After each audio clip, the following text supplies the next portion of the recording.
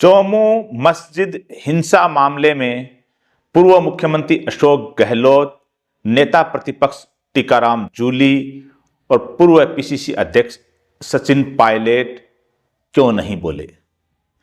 PCC अध्यक्ष गोविंद सिंह डोटासरा और चौमू की कांग्रेस विधायक डॉक्टर शिखा मील पराला ने सिर्फ रस्म अदायगी क्यों की?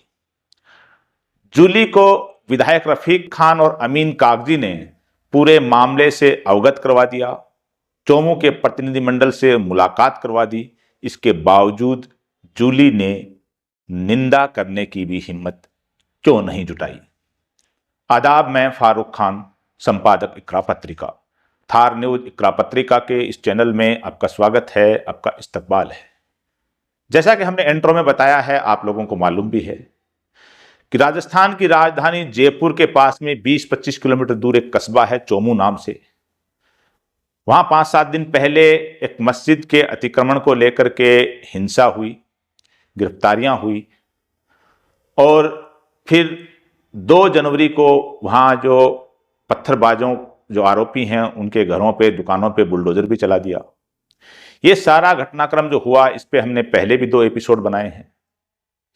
तो इस पूरे घटनाक्रम पर राजस्थान के 3 बार के मुख्यमंत्री रहे अशोक गहलोत, जो कांग्रेस के कद्दावर नेता हैं, राजधानी जयपुर में रहते हैं, और नेता प्रतिपक्ष विधानसभा में टीकाराम जूली, ये भी जयपुर में रहते हैं, और पूर्व प्रदेश अध्यक्ष कांग्रेस के और पूर्व उप मुख्यमंत्री जो शीघ्र ही बताया जा रहा है कि राजस्थान कांग्रेस के मुखिया बनने जा रहे हैं, सचिन पायलट, इन लोगों ने अपना मुंह क्यों नहीं खोला?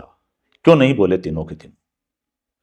और जो कांग्रेस के प्रदेश अध्यक्ष हैं गोविंद सिंह डोटासरा, और चौमू की कांग्रेस से विधायक हैं डॉक्टर शिखा मील बराला, इन दोनों ने सिर्फ रस्म अदायगी चौमू के मामले में क्यों की?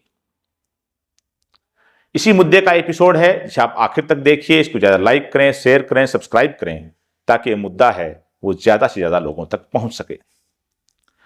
25-26 दिसंबर की रात को, यानी 26 तारीख की सुबह से पहले 3-4 बजे चौमू के अंदर जो बस स्टैंड पे मस्जिद है, वहां पत्थरबाजी हुई। पत्थर हटाने को लेके, रेलिंग बनाने को लेकर के, और पुलिस और जो लोग थे उनके बीच में जो झड़प हुई, उसमें कई पुलिस वाले घायल हो गए। और उसके बाद जो पकड़ धकड़ हुई, काफी लोगों को पकड़ा गया, कुछ लोगों पे मुकदमा भी दर्ज हो गया। ये पूरा प्रकरण हमने पिछले 2 एपिसोड में आपको बताया है। इतना बड़ा प्रकरण हो गया कि चौमू कस्बे को एक तरह का छावनी बना दिया गया था। और 2 जनवरी को इस वाकये के करीब 1 सप्ताह बाद ये जो मामला हुआ था, 26 को सुबह अर्ली मॉर्निंग, उस दिन भी जुमे का दिन था, और जो अतिक्रमण हटाने के नाम पर, पत्थरबाजों के खिलाफ कार्रवाई करने के नाम पर जो 2 जनवरी को कार्रवाई हुई, उस दिन भी जुमे का दिन था, जुमे से पहले किया गया। सप्ताह भर के अंदर ये जो सारा जो काम हुआ राजधानी जयपुर के पास में है। लेकिन राजस्थान के 3 बार जो मुख्यमंत्री रहे अशोक गहलोत, कांग्रेस के कद्दावर नेता हैं, उनको गांधीवादी कहा जाता है। उन्होंने अपने सोशल मीडिया अकाउंट पे 2 शब्द भी चौमू प्रकरण पे नहीं लिखे। क्यों नहीं लिखे? क्यों नहीं बोले? टीकाराम जूली जो नेता प्रतिपक्ष हैं विधानसभा में, वे भी खामोश हैं। और सचिन पायलट जो राजस्थान के कांग्रेस के मुखिया रहे हैं, राजस्थान में कांग्रेस सरकार के अंदर डिप्टी सीएम रहे हैं, और खबर यह है कि वो जल्दी ही राजस्थान कांग्रेस के मुखिया बनने जा रहे हैं, उन्होंने भी पूरी तरह से खामोशी की चादर ओढ़ ली इस मामले में। सवाल है कि ऐसा क्यों? क्या इसलिए, हालांकि इस पूरे प्रकरण में को हिंदू मुस्लिम एंगल से नहीं देखना चाहिए, लेकिन स्थितियां और परिस्थितियां हैं वो देखने और बोलने पे मजबूर कर रही हैं कि मस्जिद का प्रकरण था, पत्थरबाजी करने वाले मुसलमान थे, जिनके घरों पे बुलडोजर चला, दुकानों पे बुलडोजर चला, वे लोग भी मुसलमान थे। तो क्या अशोक गहलोत इसीलिए चुप हैं? क्या सचिन पायलट इसीलिए चुप हैं? क्या टीकाराम जूली इसीलिए चुप हैं कि मामला मुसलमानों का है, हम बोल गए तो हमारा पॉलिटिकल नुकसान हो जाएगा? अगर तस्वीर को उल्टा करें और ये जो पत्थरबाज हैं वो अगर दलित समुदाय से होते, आदिवासी समुदाय से होते, इशू किसी दलित या आदिवासी समाज के धार्मिक और सामाजिक स्थान का होता तो क्या अशोक गहलोत नहीं बोलते? क्या टीकाराम जूली वैसे ही खामोशी की चादर ताने बैठे रहते? क्या सचिन पायलट हैं, वो खामोशी का लिबादा ओढ़ के बैठ जाते? नहीं बैठते, बोलते भी, निंदा भी करते और मौका मुआयना करने उस जगह जाते भी। राहुल गांधी भी बोलते, हो सकता है राहुल गांधी भी मौके पे पहुंचने की कोशिश करते, लेकिन अशोक गहलोत, पायलट, टीकाराम जूली चोमू मामले में नहीं बोले। सीधा सीधा समझ में यह आ रहा है कि इसलिए नहीं बोले कि मामला मस्जिद और मुसलमानों से संबंधित है। खैर, इस मामले में जो बोलने की जिम्मेदारी इसलिए कि हम एक लोकतांत्रिक व्यवस्था में रहते हैं, एक संवैधानिक व्यवस्था में रहते हैं। लोकतंत्र में सत्ता के सामने जो पक्ष होता है, सत्ता तभी सफल और मजबूत मानी जाती है, लोकतंत्र तभी सफल और मजबूत माना जाता है जब विपक्ष हर पीड़ा पे, हर प्रताड़ना पे, हर अन्याय पे, हर अत्याचार पर, हर मुद्दे पर सत्ता को कटघरे में खड़ा करे। मीडिया भी अपनी जिम्मेदारी निभाए, लेकिन मीडिया है वो तो जिम्मेदारी निभाने का कोई सवाल ही नहीं है। लेकिन मुख्य प्रतिपक्ष की पार्टी है, उसके नेता हैं कांग्रेस के, वे अगर ऐसे मुद्दे पे नहीं बोलेंगे तो फिर लोकतंत्र जिंदा कैसा रहेगा? संवैधानिक व्यवस्था कैसे जिंदा रहेगी?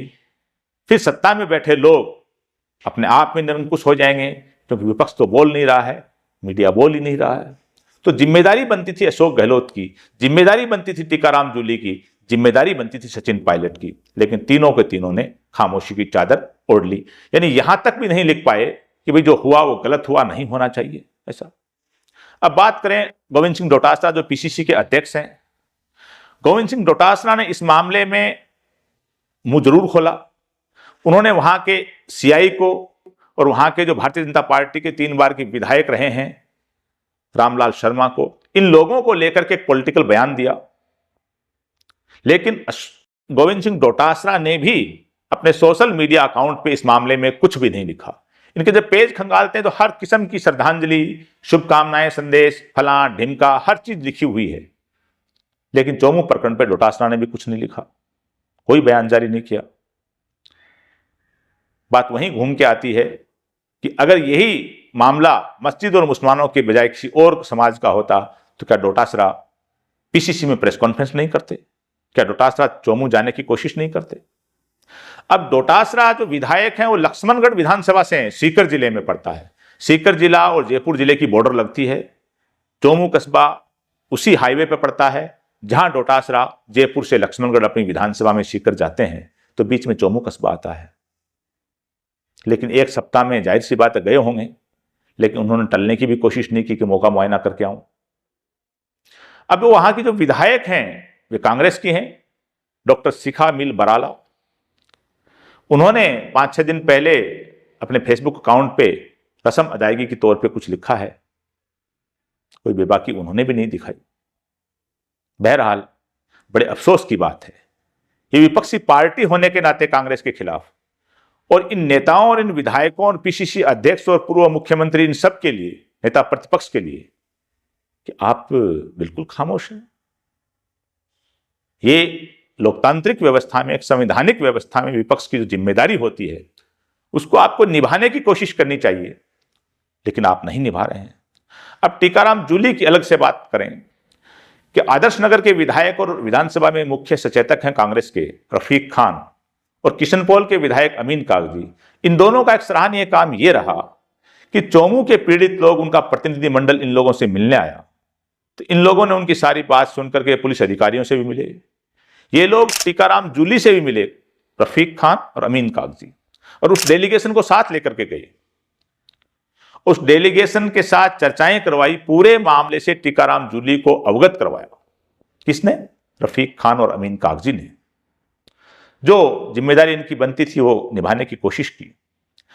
वो जो फोटोग्राफ हैं जो टीकाराम जूली के साथ खींचे गए, चोमू के डेलीगेशन के रफीक खान, अमीन कागजी के साथ में, वे फोटोग्राफ और जो मुद्दा था, रफीक खान और अमीन कागजी ने दोनों ने अपने सोशल मीडिया अकाउंट पे लगाया, और दोनों के चेहरे एक बुझे हुए से लग रहे थे, कि ऐसा लग रहा था कि दोनों ने अपनी पीड़ा नेता प्रतिपक्ष के सामने रखी, लेकिन ऐसा लग रहा था कि शायद नेता प्रतिपक्ष ने कोई गंभीरता से नहीं लिया इश्यू को।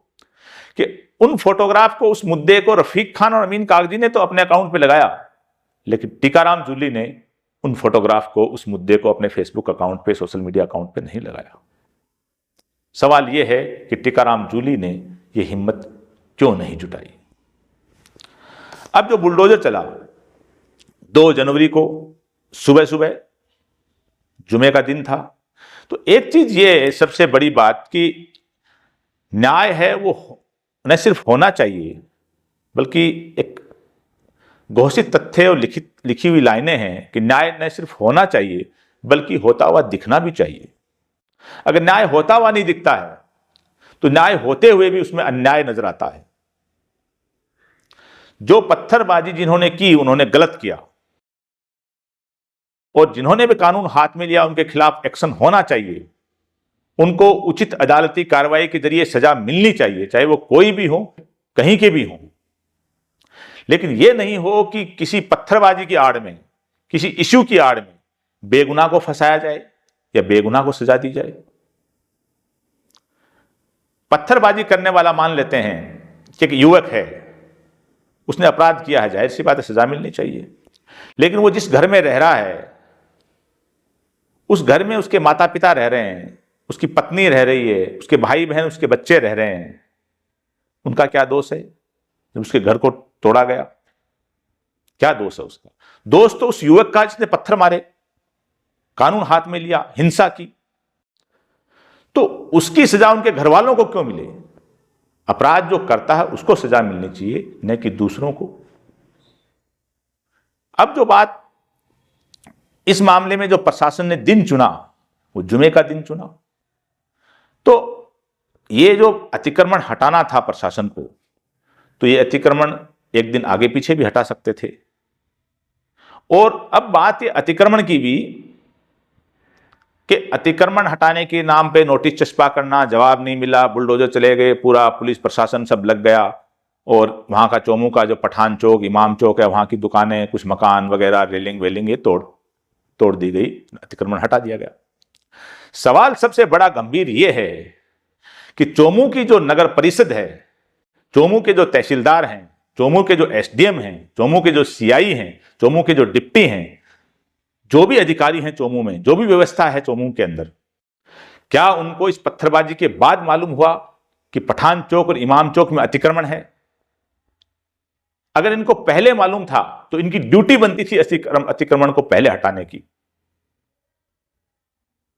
अतिक्रमण हटना चाहिए, जो रास्तों में कर रखा हो, कहीं भी सरकारी जमीन पे कर रखा हो, अतिक्रमण हटना चाहिए। कोई भी अतिक्रमण की हिमायत नहीं करता है, कोई भी पत्थरबाजों की हिमायत नहीं करता है। लेकिन ऐसी घटना होने के बाद ये जो अतिक्रमण हटाने का जो एक ढोंग रचा जाता है, दिखाने की कोशिश की जाती है कि साहब हमने तो बुलडोजर चला दिया। और क्या अतिक्रमण सिर्फ पठान चौक और इमाम चौक में ही है तो चोमू के अंदर? हम दावे के साथ कह रहे हैं कि हर शहर में, हर कस्बे में, हर गांव में अतिक्रमण है। ऐसा कोई इलाका नहीं है जहां अतिक्रमण नहीं है। तो उन अधिकारियों की, संबंधित अधिकारी हैं, उनकी क्या जिम्मेदारी नहीं बनती है कि वो अपने अपने इलाके में समय के साथ में ही नोटिस चस्पा करें, अतिक्रमण हटाएं?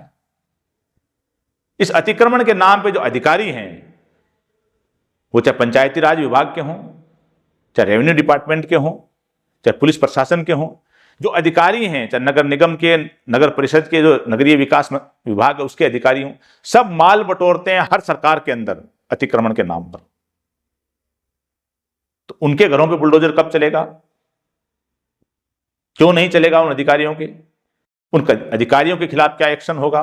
क्यों नहीं होगा? ठीक है, नहीं भी हो। अब बात फिर दूसरे मुद्दे की करते हैं कि इमाम चौक और पठान चौक में, पठानों के मोहल्ले में, चोमू में अतिक्रमण हटा दिया। क्या इस बात की गारंटी ले रहा है प्रशासन कि अगले साल 6 महीने में अतिक्रमण दोबारा नहीं होगा? और चोमू का जो और पूरा जो नगरीय क्षेत्र है नगर परिषद का, उसका सर्वे एसडीएम, तहसीलदार, नगर परिषद के अधिकारी हैं, ये कब कर रहे हैं? बाकी शहर का भी, पूरे कस्बे का सर्वे करना चाहिए। और शहर के अंदर तमाम गलियां और बाजार में जहां जहां अतिक्रमण है सबको हटा देना चाहिए। क्यों नहीं हटना चाहिए? वो भी हटना चाहिए। अब बात जो इस मस्जिद का वो जो मामला हुआ था, कि 25 दिसंबर को बताया जा रहा है कि सहमति हुई। हमने पहले के एपिसोड में बताया कि इस पे हाई कोर्ट का स्टे था। तो वो जो सहमति की जो मीटिंग हुई उसमें कौन कौन लोग सक्रिय थे, पुलिस प्रशासन के कौन कौन अधिकारी सक्रिय थे, मस्जिद कमेटी और मुस्लिम पक्ष की तरफ से कौन कौन सक्रिय थे, उनके नाम उजागर होने चाहिए।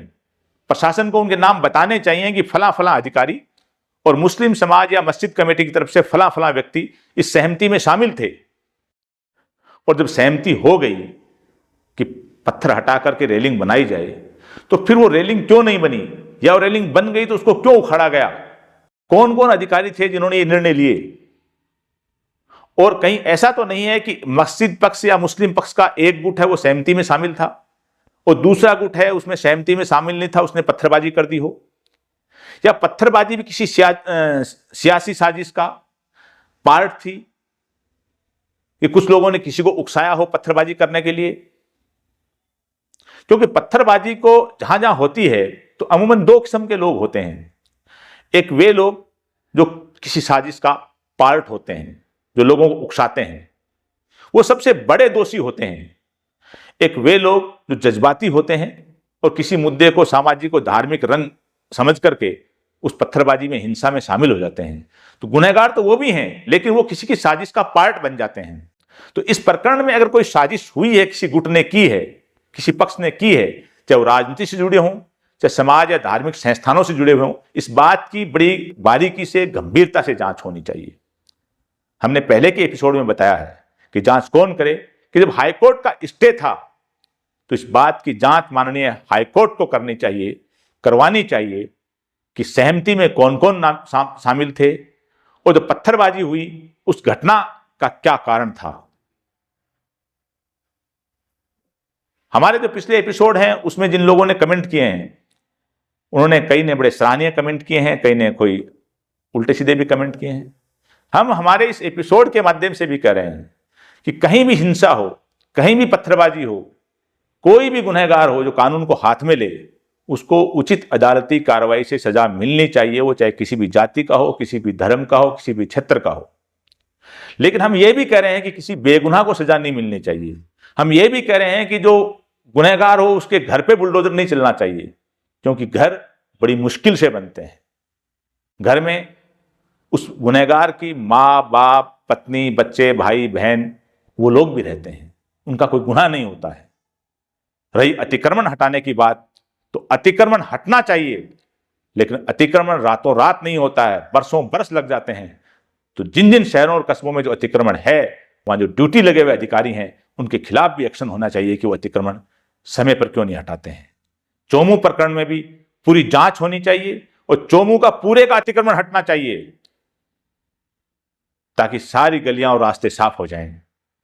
और जिन नेताओं का हमने नाम लिया है, अशोक गहलोत हो, टीकाराम जूली हो, डोटासरा हो, चाहे पायलट हो, जो खामोशी की चादर इस प्रकरण पे ओढ़ के सोए हैं, मतलब सीधा सीधा है कि आप लोकतांत्रिक व्यवस्था में, संवैधानिक व्यवस्था में विपक्ष की भूमिका जो होती है उसको सही तरह से अदा नहीं करना चाहते हैं। आप भी मुंह देखकर टीका निकालते हैं। प्रकरण मस्जिद और मुसलमानों का नहीं होता, प्रकरण दलित या आदिवासी समुदाय का होता, तो आप सब अपना लाव लश्कर लेके पहुंच जाते, पीसीसी में प्रेस कॉन्फ्रेंस होने लग जाती, सबके सोशल मीडिया अकाउंट पे लिखा जाता, सब कुछ होता।